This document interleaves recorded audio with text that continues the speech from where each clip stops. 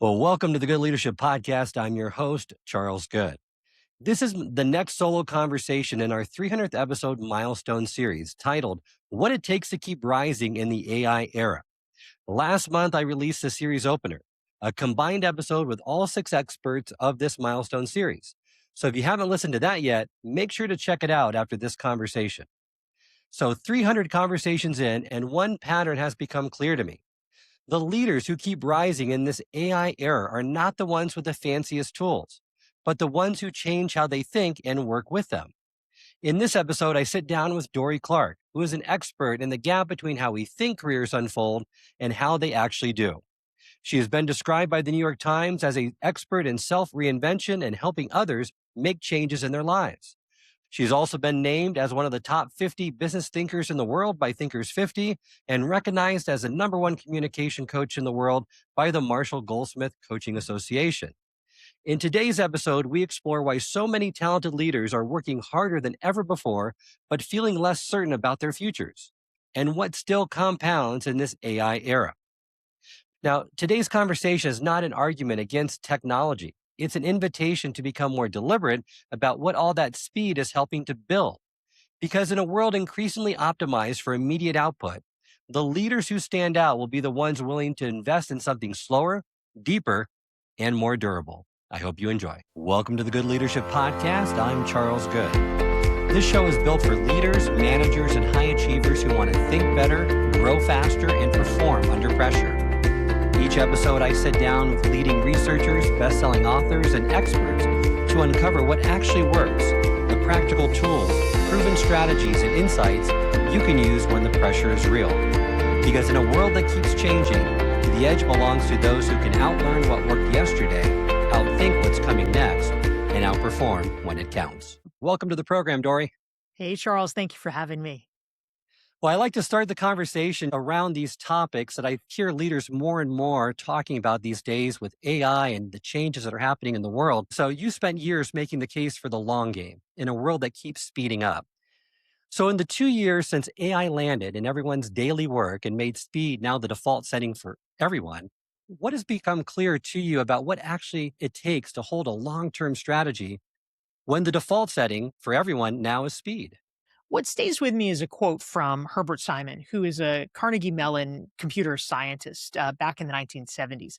And he said that because information was getting so prevalent at the time, and back then it was, oh my goodness, there's computers. Eventually there's, oh my goodness, there's cable television. Oh my goodness, there's the internet. Well, now we have AI that's growing exponentially. When information becomes so plentiful, what becomes scarce? And the answer is attention.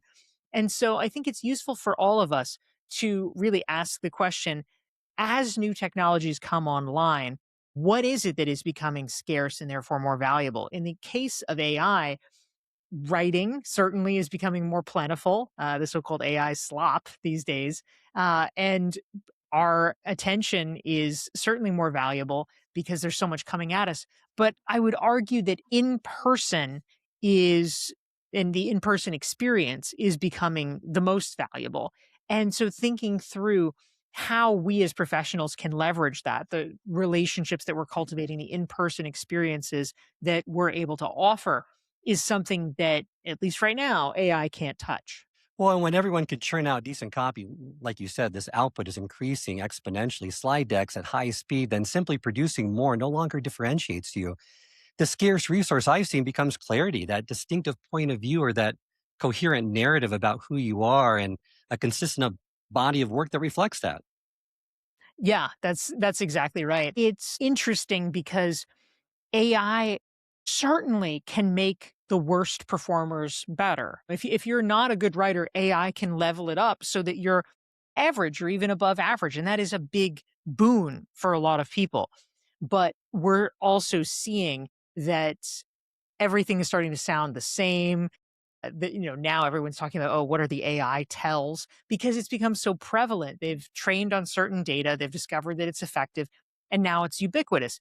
And so we always are in a situation where we need to say, all right, well, if this is becoming the norm, we're not going to stand out by doing that anymore. What is the next thing? What's the different thing? And it's not necessarily about so much more effort, but it is about asking the question, how do you differentiate yourself when everybody else is going to the right? How do you go to the left or vice versa?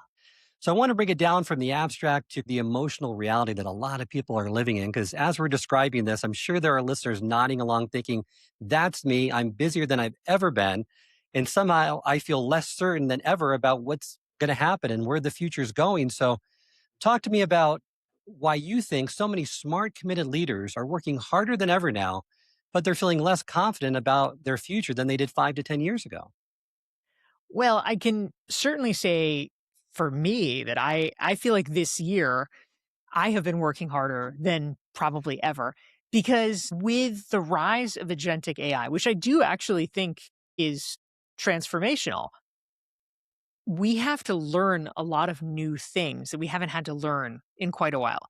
Even with the previous iteration of AI, where it was kind of a chat bot, that's not that complicated. I mean, my mom is 88 and she is using ChatGPT at least once a day because it's kind of like Google. It's like easier than Google. You can just ask it in a kind of random, rambly, non-structured way, and it'll give you an answer. And it's something that anybody can do in a plug and play.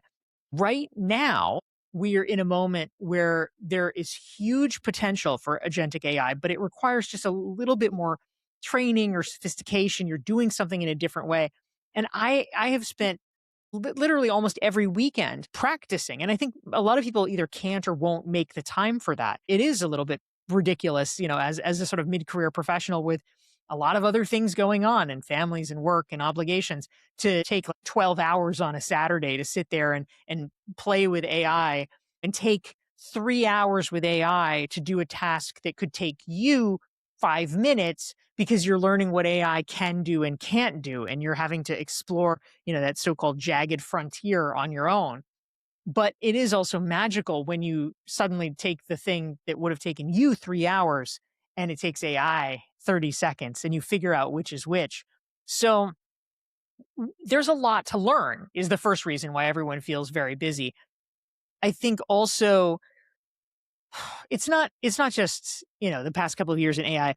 We have told ourselves a myth for a long time. I think it was very comforting for this sort of post-war era. Let's call it like the 50s to the 80s. This was a period where things were pretty stable, pretty predictable in terms of, put in X and you'll get Y out.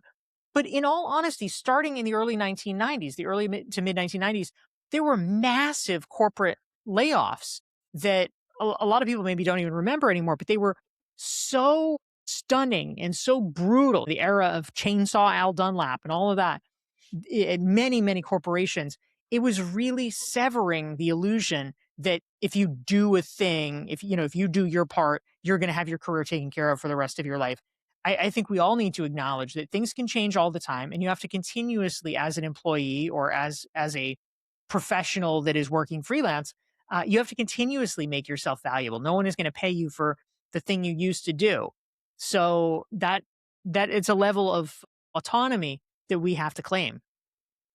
Well, you're right. And in years past, it seemed like to be a good leader, that meant hitting your targets, being good with people, maybe staying out of trouble. Today, you got to cultivate a personal brand. You got to develop a visible point of view, be current on those multiple technologies like you were mentioning, and be seen as both strategic and adaptable. And that's a lot of roles for any one person to occupy these days.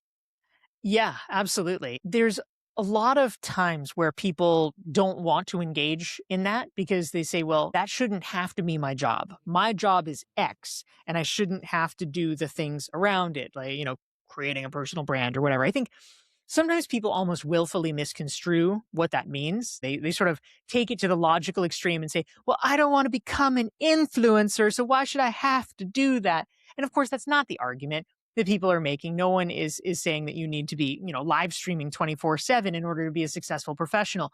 What they are saying is that it is useful to be known and respected by the widest array of people possible in your world. I think that's fairly indisputable. I think sometimes to give people, for them to give themselves an excuse not to do something, they kind of push to the logical extreme. But we can't get away anymore with saying this is my job and this isn't my job. All of it's our job. And if you are doing your job correctly, it involves being a little bit of a Swiss Army knife and being willing to engage and do a lot of different things. I think that's the reality.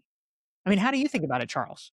Like you said, it's not saying that you have to take it to the extreme where you're going to be this influencer on social media 24/7, but to not embrace the technology, to not play the game is not an option for many people anymore if you want to differentiate your brand and get noticed because there's so much noise in the market. And I talk about this a lot. I've written about this a lot about this decoupling between capability and output, this output capability gap where the work looks better than ever with AI because it's polishing it, right? But the person underneath isn't necessarily building anything durable or lasting in terms of capability. So, from a long game reinventing you perspective, what would happen to someone, or what do you think would happen to someone who keeps winning that short game while not focusing on the long game? Is it going to erode over time? Well, this is a scenario that's been going on for time from time immemorial, really. And it's the typical consultant dilemma or coach dilemma, right? Which is that you hustle, hustle, hustle, and you get a ton of clients. Great. You deliver the work, you completely ignore marketing, the work ends, and then you have no clients, and then you say, "Oh no, I have to start marketing again." And so you market, market, market, and then the cycle repeats indefinitely. And obviously, we can look at that and say, well, that's kind of silly. If you just kept up a little bit of effort with marketing while you were doing the delivery, you wouldn't have such feast or famine business. But I think it's similar for all of us in terms of thinking about thought leadership, in terms of thinking about our network, in terms of thinking about how to, keep our training and our skills current, et cetera. I think imprinted on this like factory mentality of I do a thing, this is my job. But if we go back, sort of pre-industrial revolution, people were artisans. They were, craftsmen or whatever. And it's like, if you're the butcher, you can't just cut the meat. You also need to sell the meat. You need to keep the books. You need to advertise so people know that you have this meat to offer. And it's the same thing, whether you're a candlestick maker, whatever it is of recent vintage that people could literally just specialize in one skill. And I think that we have to get back to a more generalist mindset. And also, what I've noticed too with AI is this illusion of competence that it's really hard to conflate these two ideas because you are producing this work that looks polished, that's in depth, that's impressive, that people are congratulating you on, but really it's not necessarily coming from you. And instead of saying this is impressive and I feel good about it, maybe you should be asking, is there anything uniquely mine here so that you can differentiate between the two? Because it's really easy, Dory, to go down that path to say, hey, I'm doing more work than ever. It's looking great. I'm getting those raises and I'm good. Yeah, yeah, absolutely. I think that one of the well-known tendencies of AI is the sort of sycophantic tendencies that it's always going to tell you, "Oh, you're so smart, Charles. You're so fantastic." And it's easy to kind of fall into the trap of believing it, either because AI is telling us, or just looking at it objectively. And it's like, my goodness, isn't that a handsome 13-page proposal that's formatted with nice font? So yeah, we can kind of fall for that. I think that I'm reminded of this all the time, hearing stories about my wife and students that come to her complaining and in enraged tears because they got an A minus, and it's like the A minus was like really a favor. So I think it is very important for us to remain cognizant of some kind of objective measure of our abilities and not lose touch with that. Yeah, so that illusion of competence can quietly cap your ceiling. You stay busy, you stay praised, but truly not differentiating yourself in the market like you were in the past. And it makes it easy to mix up those two. I love how we're kind of naming this tension between what looks good right now versus what actually provides leverage later. So it sets up really the heart of the series is that in an AI era, what still compounds, do you think, for a leader, and what's most at risk of being lost?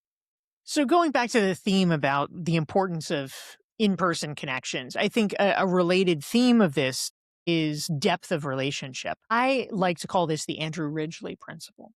And what I mean by this, for folks who don't remember who Andrew Ridgeley is, Andrew Ridgeley was one half of the band Wham in the 1980s. He was the extremely less famous half of the band later on because his collaborator was George Michael, who went on to international superstardom.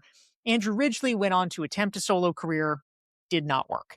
And he tried a lot of different things. He tried being a race car driver. He tried being an actor, didn't work. So really, his big break was being George Michael's friend.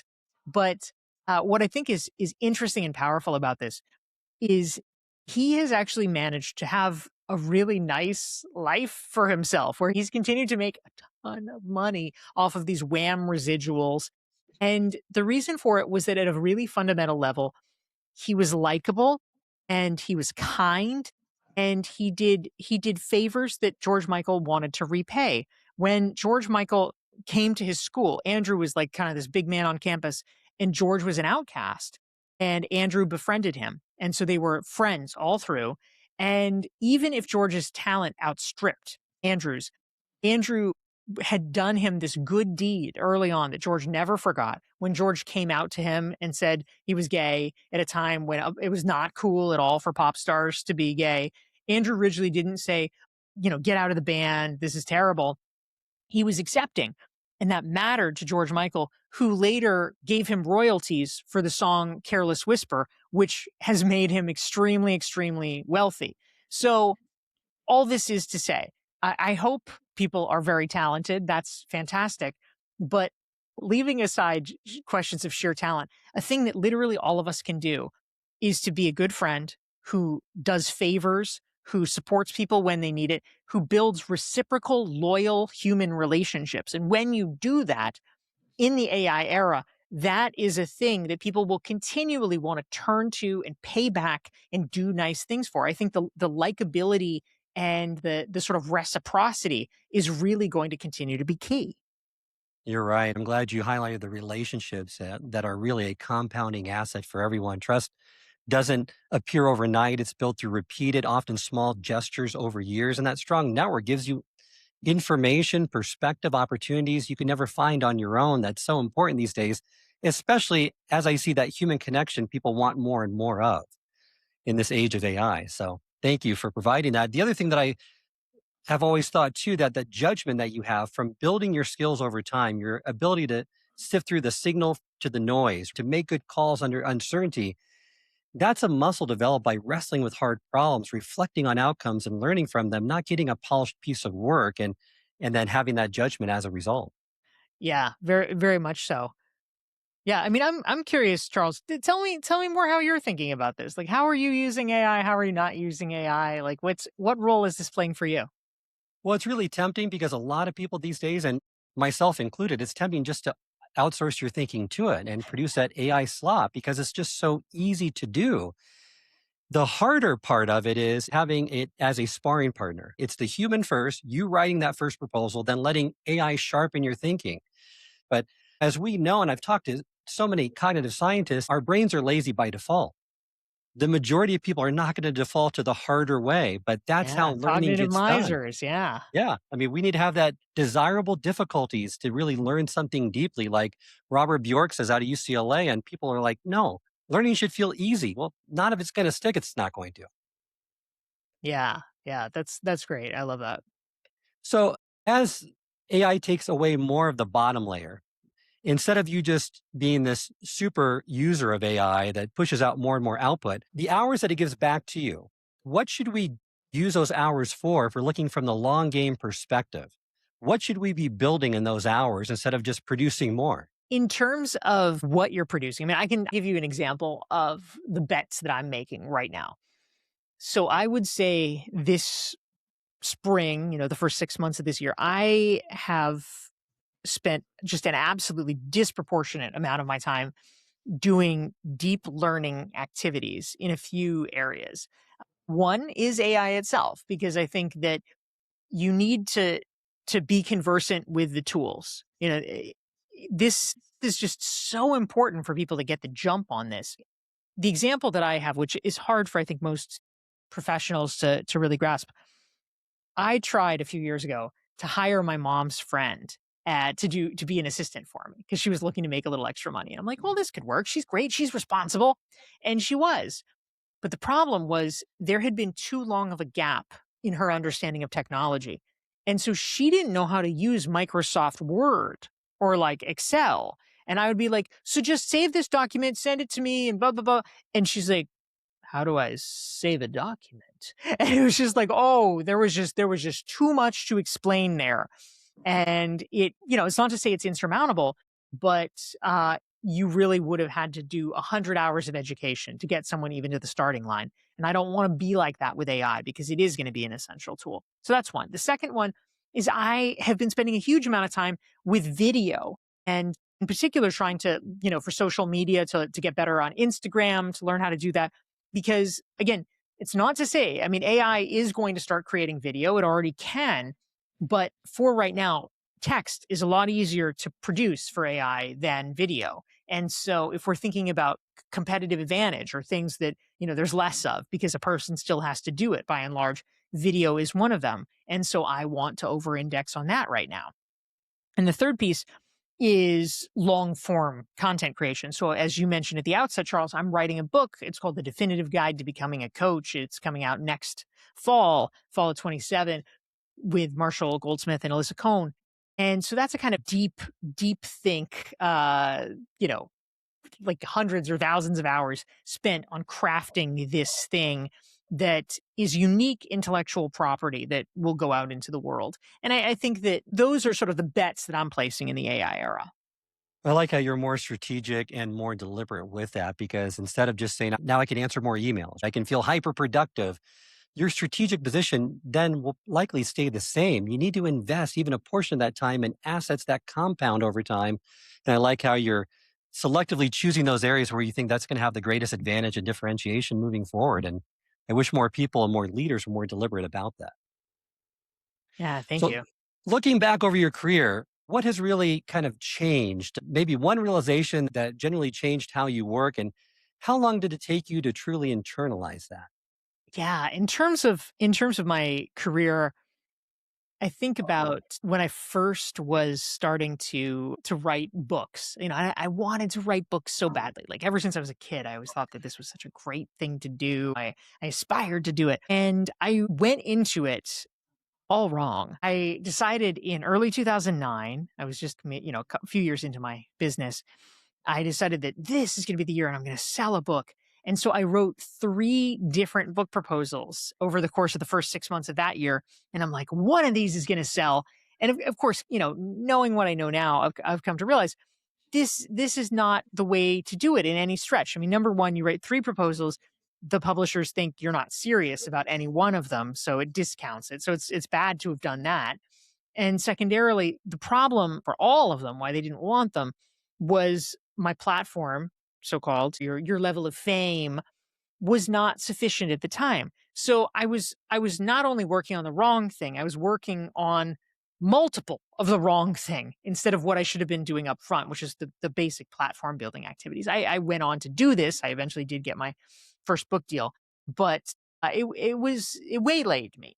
And so I think what has changed is my understanding that ultimately you need to have accurate information or you are going to be making a lot of mistakes. And so I have really tried to over index subsequently on building connections in community, being part of circles where I can get proper information. So I'm not wasting my time the way that I did so far. I mean, I created, in fact, a community, the recognized expert community, as part of that so that people can actually trade useful information and just not have a million people make the same mistake every time. I love how you really started that community as a result of that problem. And it's so nice for you to see, I don't want other people going through the same issues I had, because I hear this a lot from leaders also that I'm falling behind. It's just too late for me, Charles. It takes too long. And knowing your story, Dorie, it's not an easy path. It's not something you can shortcut. There are no drive-through breakthroughs. You got to put in your time and do the work. And at some point, you're going to be recognized for it. Whether or not you achieve the level of success you've experienced, that's to be determined. It's interesting. I think more is obviously most people's go-to. Oh well, I need to be posting on LinkedIn 7 days a week, and therefore I will get 7x returns compared to the once a week. And, I mean, to a certain extent, they're not wrong. Like more can be better. But what I have found this past spring with my activity of like really trying to dial in on social media, because with this book coming out, right, I have to think about this question of how do you increase the top of the funnel? How do you get more people to know about who you are so that you can then market the book? And I have started to really go back into the analytics of my posts, which on Instagram is very easy, but LinkedIn has started to do this where it's giving you more granular data than they ever did before. And it's really interesting because you start to notice things like, okay, what is the average watch time of a post that you've done? Like if it's a video.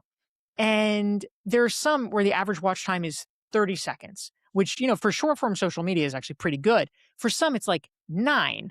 And you're the same person, you're creating these things, and you have to look at that. And most people don't. They're like, I'll just do more. But if you actually spend more time understanding what did people not like about the 9-second one? Like what happened there? Like there's something clearly that's different. It's the topic's not resonating or the visuals are not good. What is it? And if you ask those questions and if you just say to yourself, it's not that I need to 7x my work, it's that I need to get better and I need to make everything a video that someone would want to spend 30 or more seconds watching just by keeping your pace the same, but making a few tweaks so that you're creating more of the content that actually is useful, you can probably do a lot more.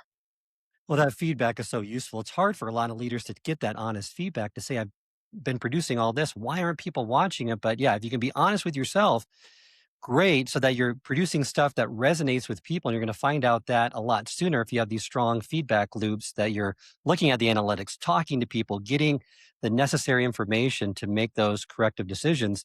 I also like on the other extreme, and I love this phrase from you, and I've told it to a countless number of people, that in that long middle phase, at some point, you have to have some recognition that you're moving in the right direction. You have to be able to feel some of the raindrops, right, of success. Otherwise, at some point, everyone's going to give up. Yes. What is your advice for those individuals that are just, should I stay with this a little bit longer, Dorie, or should I be repositioning myself to something else?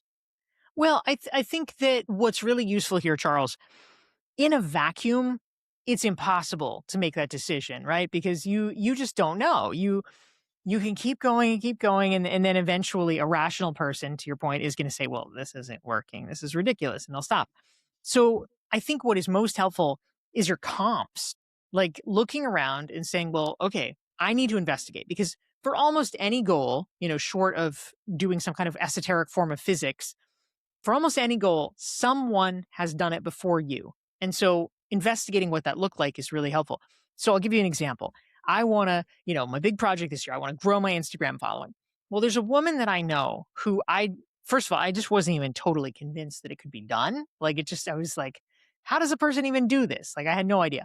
So the first step was that there's a woman that I knew who grew her following from 3,000 to 300,000 over the course of 8 months. I was like, oh my God, okay. So now I understand that a person, somewhat similar to me could do it, that it's even feasible. That's good information. The part that was really helpful to me, probably the most helpful, I was doing it a few months, not seeing any growth, not seeing any progress. Okay. So, what am I doing wrong? I talked to her and she said, okay, it took me 5 months to get from 3,000 to 10,000. And it was only from month 6 to 8 that I got from 10,000 to 300,000. And that was incredibly useful information because it sort of makes sense, right? It's like you've got to get all of the pieces in place so that you spend all the time tweaking it and like, oh, I've got the camera set up now and now I know how to write a good script. And then you're ready for the exponential growth. But understanding that it's just not this sort of linear up and to the right progression like we all imagine, but instead, no. For a long time, it looks like nothing and then it spikes. And I think most things in life are like that. And when you can understand how it works for your comps, that is what gives you the confidence that you need to keep moving forward. Some great advice there. Well, is there one thing a listener could start this week that would still be paying off 5 to 10 years from now, even as AI and jobs both keep changing? So I think that two things that I feel like are always going to be winners. Number one, we'll go back to the Andrew Ridgeley principle. be a better friend, make more connections, get together with people in person, build those relationships now. That is going to compound. The second thing is, and I'm really taking this seriously, it's never bad advice, right? But I think it's more important now. AI over the next 5 years is going to make radical changes in terms of what is possible in terms of healthcare and in terms of human life expectancy. I mean, already we've had a major AI breakthrough in terms of the detection of pancreatic cancer, for instance. I mean, it's really remarkable. There were headlines about this that AI. There was a study that was published. AI was able to discover pancreatic cancer 3 years before human doctors can. I mean, it's transformative because the whole problem of that particular disease is that you can't detect it until it's very late. So you change that, all of a sudden, this is an entirely different diagnosis. AI is going to keep doing this again and again and again. This is going to be every week. Before long, we are going to be getting things like this. So we have to keep ourselves healthy enough to be able to benefit from this. So I think that we all actually need to, like maniacs, over-index on maintaining and preserving our health so that we can be healthy enough to benefit from the changes that AI is going to have to be able to keep us safe moving forward. That's an important point that's not on many people's radar. Well, give me the 2-minute version. So let's just the smallest possible thing a listener could do this week to start that long game investment. Would it be one relationship, one piece of original thinking? What's that one visible action to make it really granular and small for them that they can't say, I just don't have the time for? One principle that I talk about in my book, The Long Game, is just the value of one networking activity a week. So there's a woman I used to know who wanted to get to know people in her company better. She had a very big, sprawling company. And so she decided she would invite one person per week to lunch, a new person that she knew just a tiny little bit, but she wanted to get to know them better. And that is the simplest thing in the world to do. You can do it over Zoom, you can do it in person, however you want to. But taking an hour to get to know somebody and, somebody that maybe they knew your name before or you had a little tiny interaction, but now all of a sudden you've had a conversation, you know about them, they know about you. To have 50 of those over the course of a year, particularly if it's in a relatively narrow universe, like people who work at your company or people who work in your town or whatever it is, that is going to make an enormous difference in terms of the echo chamber effect of people hearing positive things about you, people knowing you, and people thinking of you for ideas. Great advice. Final question, just to give our listeners some hope. If someone played this long game for 3 to 5 years, what would that look like and where would it leave them in terms of how they're being seen and the options they have versus people that are just chasing after the next best output of AI? Well, one of my favorite analogies is when I was 13, I got braces. And at the same time that I got braces, my mom got braces. And I was 13. My mom was in her early 50s.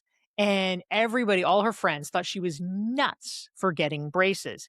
And they're like, "Why are you doing this? This is kind of ridiculous." And she said these powerful words. She said, "Look, I decided I can be 2 years older or I can be 2 years older with straight teeth." So now, 35 years later, my mom has enjoyed 35 years of straight teeth. So I think this is powerful for all of us. There are very small things that we can do or sacrifices we can make today, but we can continue to enjoy the benefits of them for a very long time if we're willing to do it. And it's anything from, sending that email and just making the habit of staying in touch with people that maybe you don't talk to very often or you've lost touch. Maybe it's, putting in the one extra set at the gym, whatever it is, looking for those places where you can do just a little bit more, but it absolutely compounds. And most people are not doing it. And so that fact means that you are going to have the positive compounding effect while they're probably having the negative compounding effect. So over time, the paths diverge quite a bit. Great advice. Thank you so much, Dorie, for joining me on this episode. Remind our listeners how they get in contact with you, learn more about your work, and get your books and your new book, or your new book next year, I guess, is going to be released. Yes, thank you, Charles. So again, I'm Dorie Clark. You can learn more about me. My latest book is The Long Game, and you can get access to more than 700 free articles that I've written for places like Harvard Business Review, Fast Company, at my website, DorieClark.com.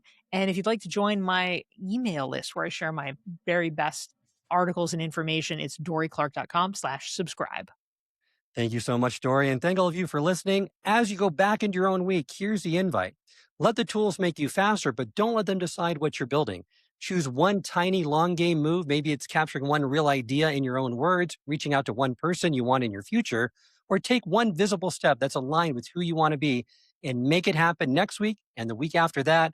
And that, after 5 years from now, that's how you end up building real capability in a world that's moving faster and faster. Thanks for listening. Thank you for listening to this episode of the Good Leadership Podcast. Remember, great ideas only matter when they change what you do next. So choose one insight from today's conversation and put it into practice this week. If this episode was valuable, follow the show and share it with someone who would benefit. And until next time, remember, the edge belongs to those who outlearned what worked yesterday, who can outthink what's coming next so that they can outperform when it counts.